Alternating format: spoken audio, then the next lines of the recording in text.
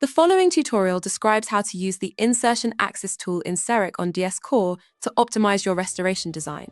Let's get started. To design a restoration that seats correctly, you must define the proper path of insertion.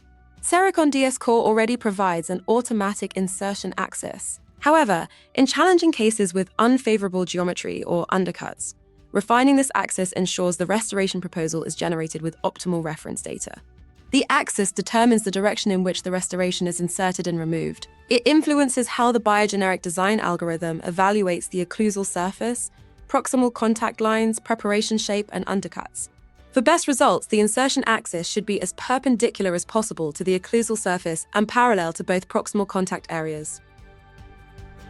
Now open the Insertion Axis tool, rotate the model, and adjust the axis slightly. As you do this, undercut visualization updates instantly, giving you immediate feedback on how your changes impact the design. This tool is especially useful in complex cases, where the initial proposal does not provide a clinically acceptable result.